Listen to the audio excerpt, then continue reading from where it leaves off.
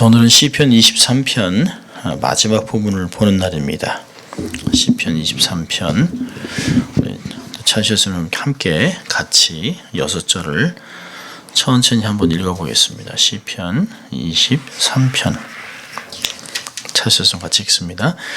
여호와는 나의 목자시니 내가 부족함이 없으리로다. 그가 나를 푸른 초장에 누이시며 쉴만한 물가로 인도하시는도다. 내 영혼을 소생시키시고 자기 이름을 위하여 의의 길로 인도하시는도다. 내가 사망의 음침한 골짜기로 다닐지라도 해를 두려워하지 않을 것은 주께서 나와 함께 하심이라. 주의 지팡이와 막대기가 나를 안위하시나이다. 주께서 내 원수의 목전에서 내게 상을 베푸시고 기름으로 내 머리에 버리셨으니 내 잔이 넘치나이다. 영성의 선하심과 인자하심이 정녕 나를 따르리니 내가 여호와 집에 영원히 거하리로다. 아멘. 오늘은 여호와의 집에 영원히 거하리로다. 마지막 부분을 보려고 합니다. 시편은 시작을 하면서 여호와는 나의 목자다 라고 이렇게 아주 기쁨으로 자신 있게 아주 밝게 그걸 고백을 했습니다. 아주 자랑스럽게 자기의 주인이 누군지, 자기의 목자가 누군지, 자기가 누구에게 속해 있는지 소속감을 확실하게 밝히고 있습니다. 그리고 자기가 어떻게 그 소속감을 통해서 은혜를 받았는가 라고 얘기한 후에 마지막에 그것 때문에 자기는 영원히 여호와의 집에 거하겠다 라고 이렇게 소망이 가득 찬 말을 맺습니다. 결론적으로 문장을 통해서 보면 다윗은 자기의 생각, 이거 보면 그 지상의 행복이나 안락에만 두지 않고 그가 정한 목표는 하늘나라였다라고 하는 것을 볼 수가 있습니다. 거기에 도달하는 것, 아버지의 집에 들어가는 것, 그것이 자기의 궁극적인 목표였다라고 하는 것을 이야기하고 있습니다. 여호와의 집, 유대인들에게 천국의 개념은 아버지의 집을 얘기합니다. 그래서 예수님도 내 아버지의 집에는 거할 곳이 많다라고 하는 이야기가 아주 중요한 것입니다. 그 아버지의 집에 들어가기 위해서 지금도 유대인은 선을 행하고 자기의 노력을 다해서 율법을 지키고 안식일을 지키고 코쇼 음식을 먹고 절기를 지키는 모든 것들을 행하고 있는 것을 볼 수 있습니다. 자, 오늘 그 전체를 다 보면 양들이 푸른 초장에도 가고 쉴만한 물가로도 가고 또 이 길을 잃어버렸다가 다시 돌아오기도 하고 사망의 음침한 골짜기를 다니기도 하고 주의 지팡이와 막대기가 원수로부터 막아내고 이런 인생의 삶을 다 살아갑니다. 그러니까 양들이 이곳저곳에서 이 산에서 저 산에서 풀을 먹고 또 물을 마시고 하루 종일 옮겨 다니죠. 그러니까 목자는 지난번에도 말씀드린 것 같이 한 곳에서 완전히 그냥 거덜나도록 먹이지 않죠. 뿌리째 뜯어 먹으면 안 되기 때문에 그 다음 해를 기약하기 위해서 또 다른 곳으로 옮겨갑니다. 양들은 참 옮겨가기 싫어합니다. 그냥 거기서 계속 여기가 좋사오니 하고 싶지만 어느 정도 미래를 보기 위해서는 이 정도 먹고 나서 요 뿌리는 남겨둬야겠다 하고 데리고 갑니다. 그러니까 풀이 많은 곳에는 좀 오래 있겠지만 풀이 없는 곳에서는 또 자주 움직여가야 됩니다. 광야가 우리가 생각하는 것 같이 그냥 오스트레일리아나 뉴질랜드 같이 막 그냥 많은 곳이 아니죠. 풀이 많은 곳이 아니라 사막입니다. 그래서 이 산에서 저 산으로 옮겨 다닙니다. 이 산에서 저 산을 옮기는 것도 쉽진 않죠. 길은 잘못하면 넘어지면 그냥 떨어지는 거고 그래서 양들이 다니는 아주 좁은 길들이 많이 나는 것들을 볼 수가 있습니다. 하루 종일 옮겨 다니다가 저녁이 되면 집으로 돌아옵니다. 그리고 아주 한적한 그 우리에서 지내게 되죠. 근데 이 여름에는 풀을 따다 점점 아주 먼 곳으로 갑니다. 먼 곳으로 가서 한 서너 달 정도 계속 집에 가까이 점점 풀을 뜯어먹으면서 옵니다. 그러다 보면 대개 산이나 이런 곳들에서는 야영을 하게 됩니다. 그래서 임시 우리를 만들어 놓은 곳이 여기저기 있어요. 서로 이제 쓸 수 있는 것도 있고, 그것도 자기가 또 만들어야 되는 것도 있고, 없는 곳은 자기가 우리를 만들어야 되기 때문에 아주 어렵습니다. 돌을 많이 해서 만들어야 됩니다. 어떤 때는 좋은 곳이면 동굴에 가서 쉬면 이슬도 피하고, 또 자기가 그냥 이렇게 가운데만 문만 막고 있으면 한 마리도 잃어버리지 않으니까 편한 곳이 있지만, 대개는 아무 시설이 없는 곳에서 이슬을 맞을 밤을 지냅니다. 이런 생활을 서너 달을 하다가 이제 가을이 되면 집으로 오는데 얼마나 피곤하겠습니까? 양들도 피곤하고 털도 많이 자랐고 또 털갈이도 해야 되고 지칠 대로 지쳤습니다. 또 목자도 집이 그리울 때예요. 그래서 가을이 되면 집으로 돌아옵니다. 그리고 겨울 내내 따뜻하고 아늑한 우리에서 지내는 것입니다. 자, 이런 걸 보면 왜 성경에서 우리를 양 같다라고 표현했는지 알 수 있어요. 우리 인생도 사실 그렇잖아요. 비슷해요. 정처 없이 나그네처럼 이렇게 떠돌아다니다가 인생 여정이 끝나며 황혼이 오면, 또 뉘엿뉘엿 이렇게 해가 떨어지는 어둠이 오면 본향의 집으로 갑니다. 여호와의 집에 영원히 거하게 되는 것이죠. 그러니까 이 세상에 있는 집은 영원하지 않아요. 그냥 단지 하룻밤을 지내는 그런 곳입니다. 이거는 그냥 임시로 거주하고 있는 것이에요. 영원히 내가 이 집에서 영원히 거해야지? 아니요, 그렇지 않아요. 사실 내가 영원히 거하는 것은 될 수 없어요. 아마 내가 죽을 때까지는 살 수 있겠죠. 근데 영원이라고 얘기하지 않습니다. 아주 한시적인 것이에요. 하늘나라만 우리의 영원한 집이 되는 거죠. 그러니까 양들이 겨울이 되면 자기의 집으로, 본 집으로, 우리로 들어가는 것 같이 우리도 때가 되면 우리의 목자의 인도를 따라서 우리의 영원한 본향의 집으로 가게 됩니다. 그리고 거기서 영원히 거하게 될 것입니다.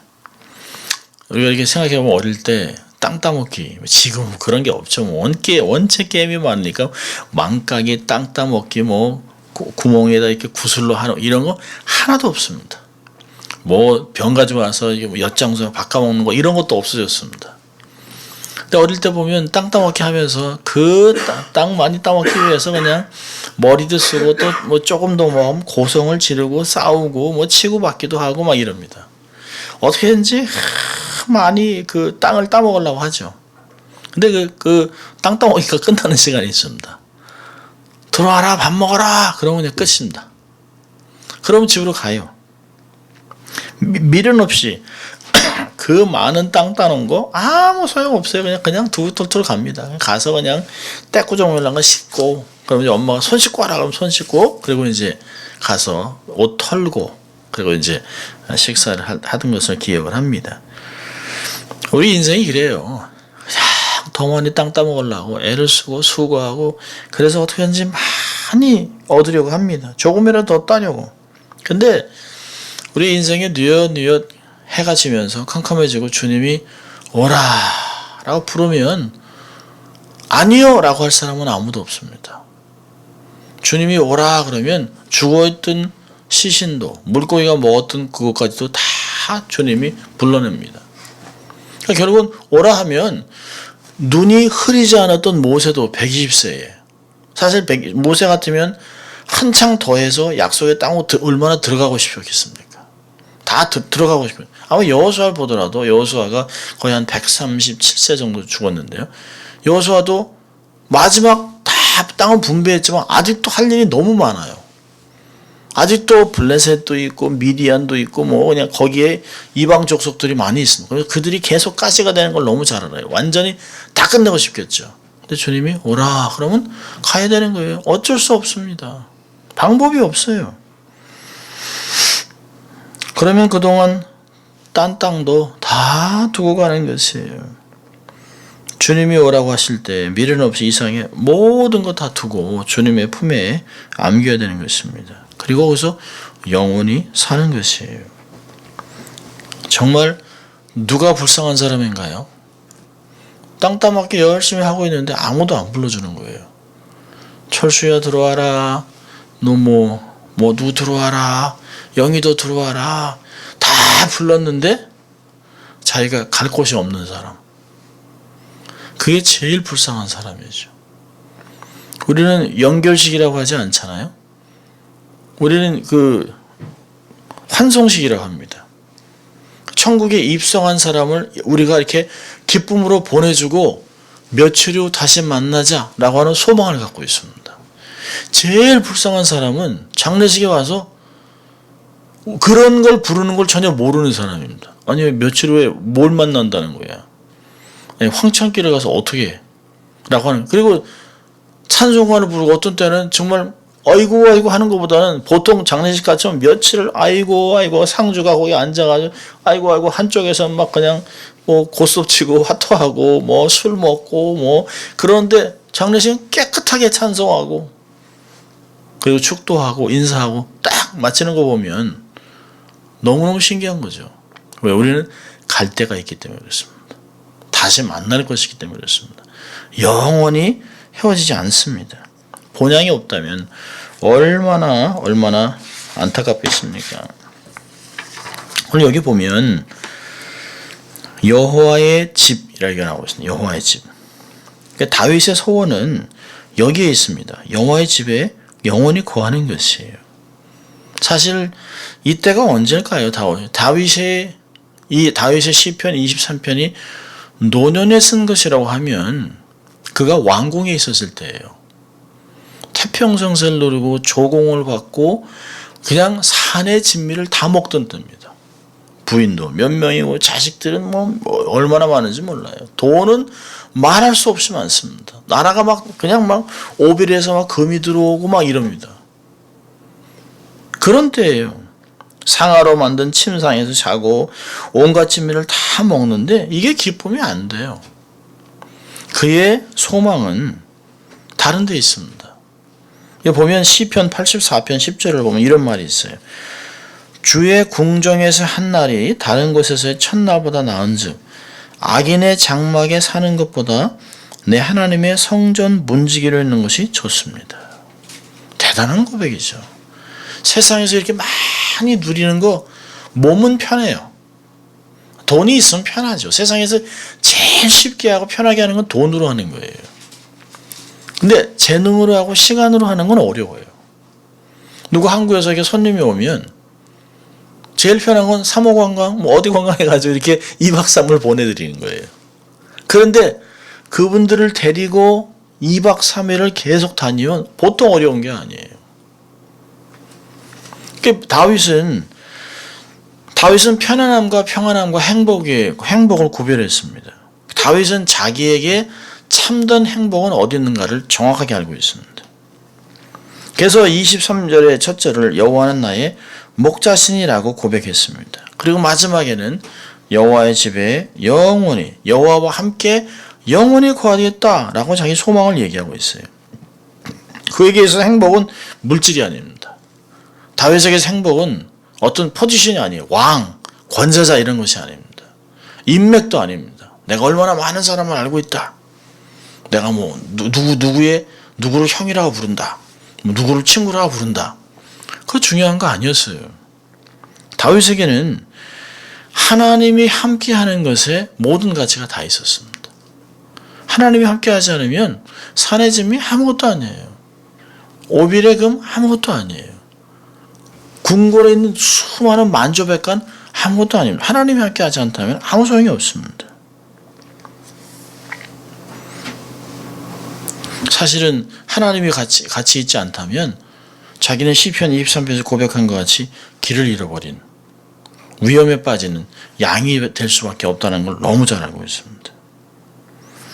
그럼 돌아온 탕자의 비유를 보면 정말 행복이 어디 있는지, 인생의 참된 행복이 어디 있는지 잘 알 수 있어요. 아버지 품을 떠나서 탕자는 돼지보다 더 비참한 처지에 빠졌죠. 돼지하면 완전히 돌아보지도 않는, 그러니까 그 예를 들을 때 돼지가 먹는 쥐염려병을 먹고 있다고 얘기할 때 아마 그 이야기를 듣던 사람들은 아이고 저 인간도 아닌 놈, 저 개돼지 같은 놈, 그렇게 해도 싸다, 그러다 그냥 죽어라, 뭐 그런 심정을 갖고 있었는지도 몰라요. 그 예를 들을 때. 정말 돼지보다 더 비참한 처지에 빠지고 말았는데요. 탕자가 전환점에 돌아옵니다. 15장 17절 누가복음 보면 이에 스스로 돌이켜. 아주 중요한 단어예요. 스스로. 그러니까 삶은 생각을 해야 됩니다. 생각을 하다가 이거 아닌데 라고 he came to his own sense라고 얘기합니다. 생각이 막 흩어져 있다가 생각이 딱 돌아온 거예요. 스스로 돌이켜 이렇게 얘기합니다. 내 아버지에게는 양식이 풍족한 품꾼이 얼마나 많은가. 나는 여기서 줄여 죽는구나. 그전에는 아버지 품에 있는 게 속박이라고 생각했어요. 근데 많은 사람들이 신앙생활을 속박이라고 구속당한다고 생각하는 사람이 많습니다. 신앙생활하면 이것도 못하고 저것도 못하고 이것도 안 되고 묶이는 게 너무 많다라고 얘기합니다. 아니요, 그렇지 않아요. 오히려 아버지 품 안에는 선하심과 인자함이 넘쳐나는 것입니다. 진정한 자유가 거기 있습니다. 쾌락이 아닌 즐거움, 기쁨이 그 안에 있는 것입니다. 진정한 샬롬, 완벽하게 평화를 이루는 샬롬이 있는 것을 알 수 있습니다. 근데 우리는 가끔 탕자같이 아버지 집에 있는 게 신앙생활 하는 게 마치 구속된 것 같이 묶여있는 것 같이 이런 속박된 것 같은 걸 느낄 때가 많습니다. 그리고 여기서 얘기하는 아버지의 집은 여호와의 집은 천국입니다. 천국은 아버지 집입니다. 우리가 나왔던 본향이에요. 주께로 와서 살다가 주께로 돌아가는 것입니다. 여러분 주님이 십자가의 죽음을 앞서고 있었지만 예수님은 그걸 죽는다고 얘기하죠. 내가 이렇게 죽을 것이니 라고 얘기하지 않습니다. 해를 당할 것이나. 그러면서 죽는 표현을 하는 게 아니라 아버지께로 돌아간다. 아버지 집으로 간다. 그런 얘기를 하셨어요. 우리가 잘 알고 있는 요한복음 14장 2절과 3절에도 이렇게 얘기합니다. 내 아버지 집에 거할 곳이 많도다. 그렇지 않으면 너에게 일렀으리라. 내가 너희를 위하여 거처를 예비하러 가노니 내가 다시 와서 너희를 내게로 영접하여 나 있는 곳에 너희도 있게 하리라.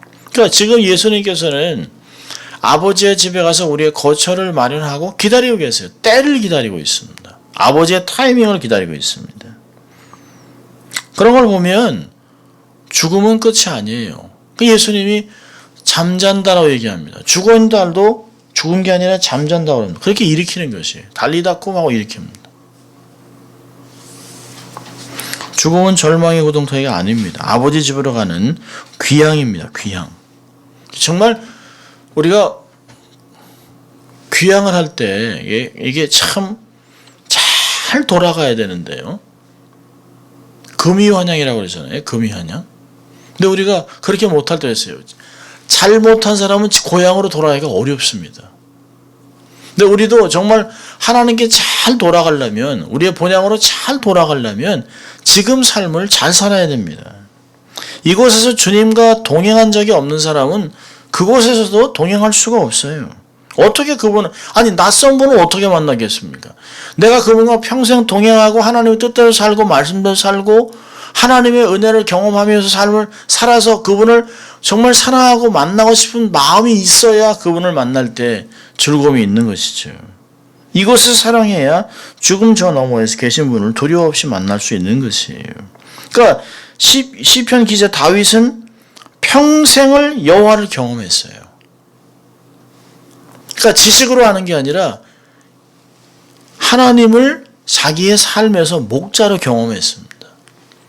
그러니까 그 안에서 평생 경험했던 은혜를 기억하면서 감사하며 여호와의 집에서 내가 영원히 거하겠습니다. 그렇게 하겠습니다. 하나님의 집에서 영원히 살고 싶습니다라고 고백하는 것입니다. 자, 문제는 누가 여호와의 집에 들어갈 수 있냐는 거예요. 여호와의 집에 아무나 들어가는 게 아니잖아요. 이런 목자가 양을 치다가 밖에서 밤을 지내야 될 때 동굴이 있으면 다행이지만 그렇지 않으면 은신처가 없으면 임시 우리를 만듭니다. 제가 이제 나눠드린 거 가지셨는지 모르겠습니다만 이렇게 보면 집에 임시 거처 우리 이런 것들이 막 있어요. 막 쌓아놓고 만들어 놓은 게 있습니다. 주변에 침목이나 돌을 사용해서 이제 울타리를 만든 다음에 그 위에 가시나무를 놓습니다. 가시에 보면 이렇게 예수님이 이렇게 쓰셨던 가시 면류관 가시가 이렇게 큽니다. 그래서 가시나무를 이렇게 돌 위에 놓으면 맹수도 거기를 못 가요. 찔리면 너무 아프기 때문에. 그러니까 울타리 임시 우리를 만들어 놓고 거기에 가시를 이렇게 막 놓습니다. 그러면 양이나 맹수나 들어갈 수 있는 곳은 딱 문입니다. 문 밖에 들어갈 길이 없어요. 양 우리는 사방으로 둘러서 있어요. 한쪽은 조금 열려 있죠. 양들이 들어가고 나갈 수 있도록 만들어 놓은 입구입니다. 근데 거기에 문이 없어요. 왜냐하면 목자가 그곳에서 자기 때문에 그렇습니다. 목자가 문을 지키는 것이에요. 목자가 문의 역할을 하는 것입니다. 목자가 바로 문이에요. 그래서 예수님이 요한복음 10장에 나는 양의 문이라 라고 말씀하신 것입니다. 지금도 베두인들의 문화에서 보면 들에서 야영할 때 우리를 만들어 놓고 그곳에 양을 들여보낸답니다. 그리고 목자가 여러 명이 있으면 한 사람이 문에서 잡니다. 근데 그 사람들이 내가 문 곁에서 자겠다라고 얘기하는 것이 아니라 지금도 그들이 뭐라고 얘기하냐면 책에서 보니까 이렇게 얘기하고 있어요. I'll be the door. 내가 이 우리의 문이 되겠다. 문지기로 하는 거예요. 지금도. 그런 거 보면 예수님께서 2000년 전에 나는 양의 문이다라고 얘기한 것은 그냥 얘기한 게 아니에요. 문화 속에서 그들이 그러면 그 문지기로 서겠다는 얘기야? 그럼 들고 나가는 모든 걸 다 지키겠다는 거야? 라고 하는 것을 사람들이 다 알았다는 거예요. 나는 길이요 진리요 생명이니 나로 맘지 않고는 아버지께로 올 자가 없다라고 한 것들을 너무 잘 알아듣는 것이에요.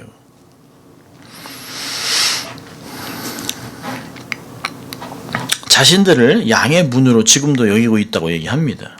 그러니까 아주 단순한 비유가 아니에요. 문지기는 문을 열고 닫을 수 있는 권세가 있습니다. 목자는 자기 양이 아니면 들여보내지 않습니다. 또 밖에 있는 양이, 그 안에 있는 양이 나가려고 하면 딱 막으면 막대기를 딱 대면 나가지 않습니다. 요한복음 10장 9절에 내가 문이니 누구든지 나로 말미암아 들어가면 구원을 받고 또는 들어가며 나오며 꼴을 얻으리라. 그러니까 예수님의 양이 아니면 아무리 문을 두드려도 소용이 없어요. 문을 열어주지 않습니다.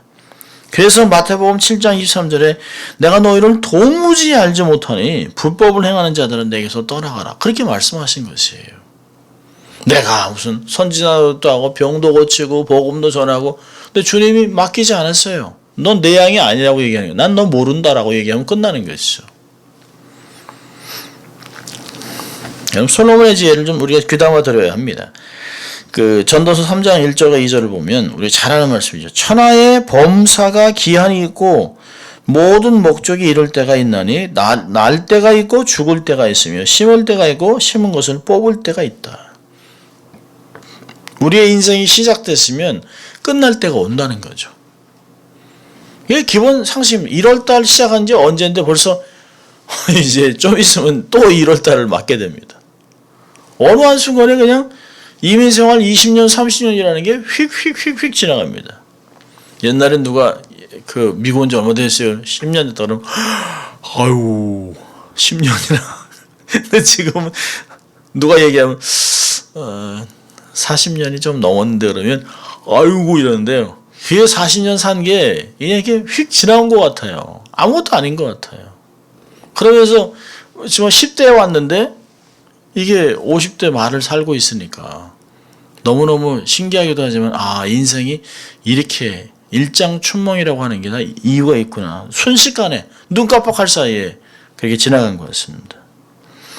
우리는 한없이 이곳에 거하는 것이 아니에요. 정말 나이가 먹으면서 육체적으로 제약도 오고 또 삶이 제한적이 됩니다. 인생이 어둑어둑해지면 본향을 기억해야 합니다. 아버지 집으로 돌아갈 채비를 해야 합니다.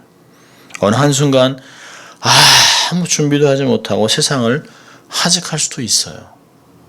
그러기 전에 미리미리 삶을 돌아보고 준비해야 될 필요가 있습니다. 누가 자기의 가는 날을 알겠습니까? 아마 100만 명에 1명이나 자기가 죽는 날을 알지 몰라요. 우리가 그렇게 존경했던 토리 신부님도 자기가 그렇게 돌아갔을지 아무도 몰랐어요. 그렇게 하루에 4시간씩 아침에 전체 6시간을 기도하고 어떻게 될 것이라는 걸 얘기를 많이 예언도 하고 그랬던 분인데 자기 죽는 시간을 몰라요. 우리는 영원하지 않다는 걸 알아야 합니다. 제가 2가지 교훈을 좀 보려고 하는데요. 어떤 면에서는 전체 내용에서 아마 그런 내용일 수도 있어요. 첫째로는 인생 여정을 잘 걸어야 합니다. 인생 여정을. 나에게 정해진 그 길을 잘 걸어야 돼요. 내가 보이기에 이상하기도 하고 부족해 보이기도 하고 그 길을 그러다가 벗어나면 안 돼요. 절대로 벗어나면 안 돼요.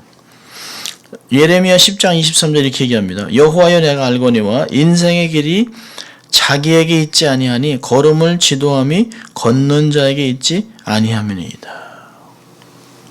이 말씀을 이렇게 생각하면서 고민을 해봤어요.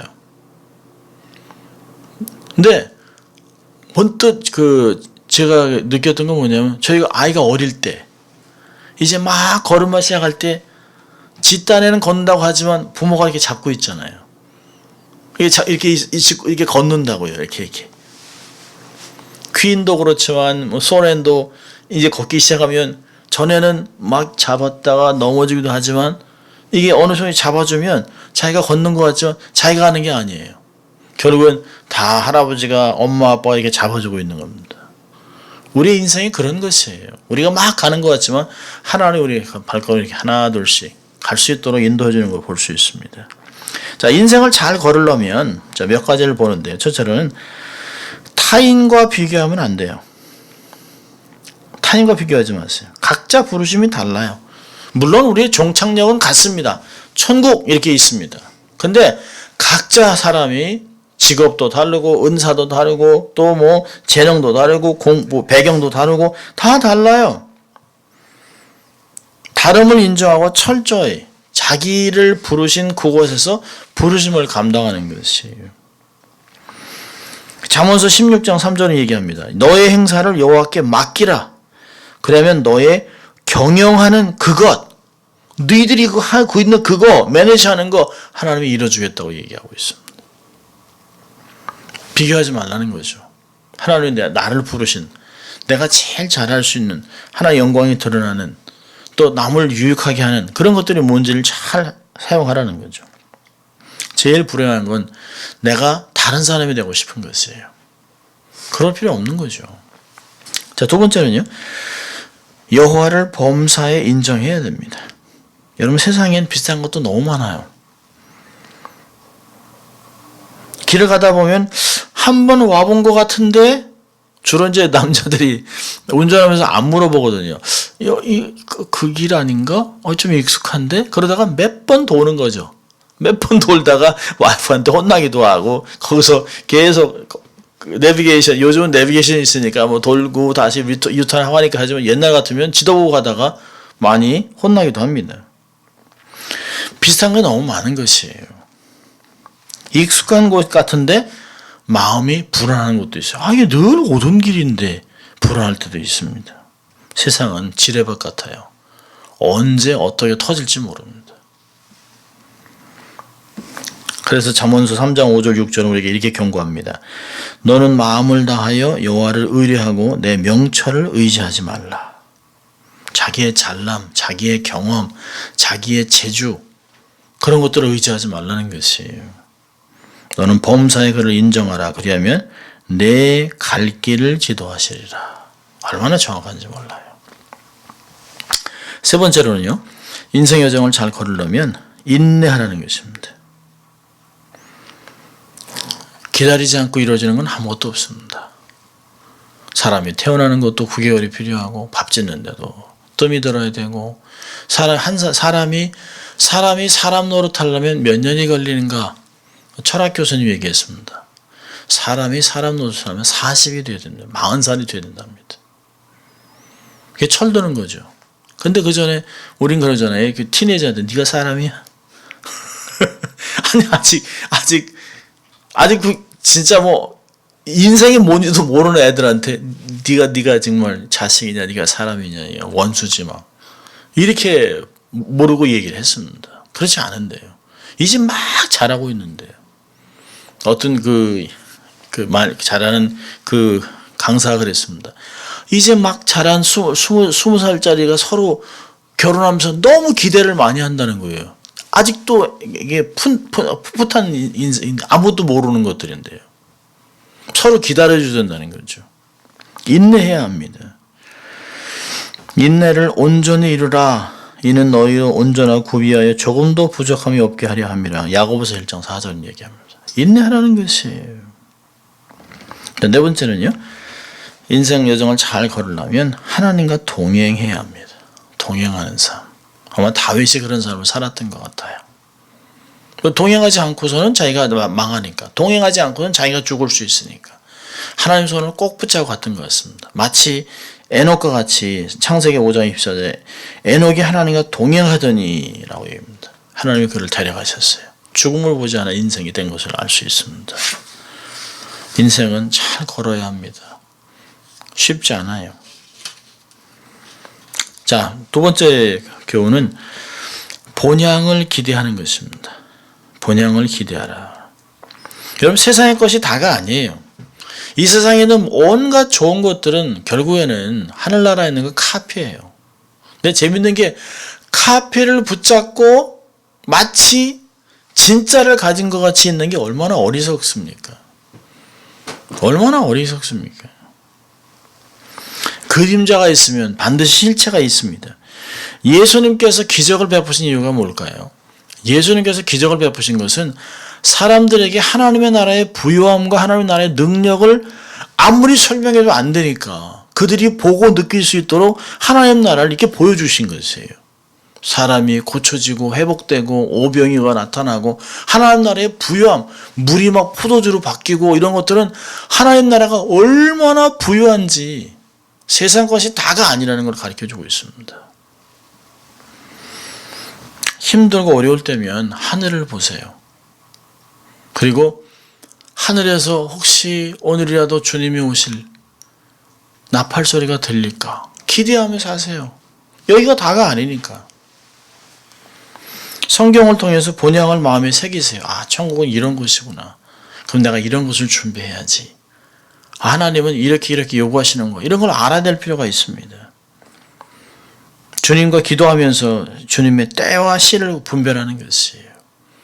참 안타까운 것이 재림 신앙을 다 잃어버렸습니다. 거의 보기가 어려워요. 저희 부모님 세대만 해도 주님이 다시 오실 것이라는 생각을 하고 사셨어요. 지금은 주님 안 오실 것 같아요. 사람들 얘기하는 거 보면. 아, 이제 뭐 달나라도 가고 뭐 화성도 가고 준비하고 이제 뭐 별의별 다 하고 자동차 운전수도 없는 차 타고 다닐 거고 날아다니는 자동차 타고 뭐 달나라 가고 이러는데 무슨 하나님 오신 들 뭐 더 낫겠습니까? 이렇게 얘기하는 사람들이 있습니다. 기가 막히죠. 그런데 주님은 반드시 오세요. 주님 반드시 오세요. 여기가 다가 아니에요. 우리가 사용하던 텐트를 거둘 준비를 해야 됩니다. 삶을 가볍게 해야 됩니다. 자, 그런데 우리가 본향을 기대하면서 기억할 것이 있습니다. 천국은 죽어야만 가나? 아닙니다. 하나님의 나라, 천국은 어딜까요? 하나님이 왕돼서 통치하는 것이에요.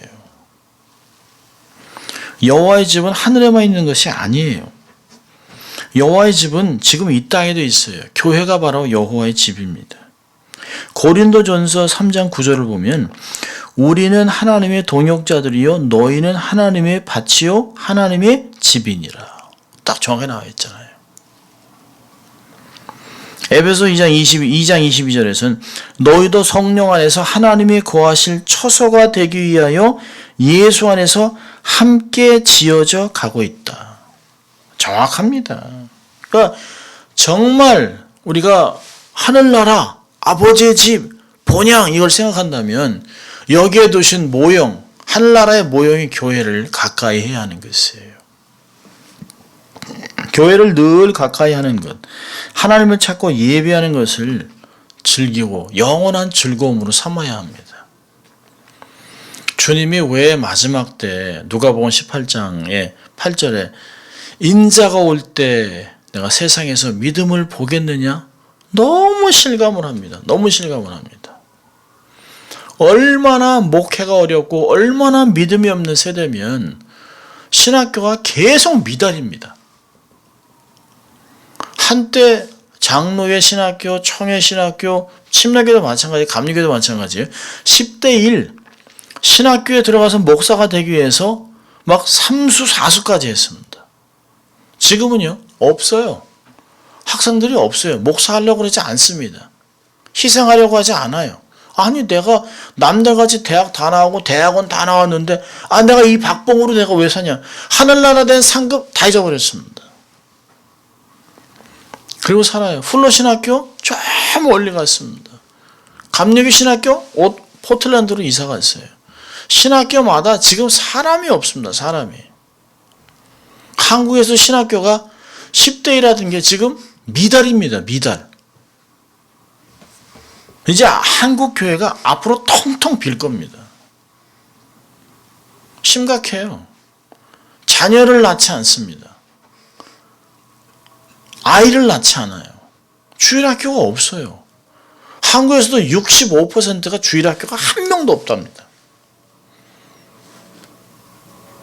10,000명이 되는 8,000에서 10,000명 되는 교회인데 대학부가 85명이랍니다. 기가 막힙니다.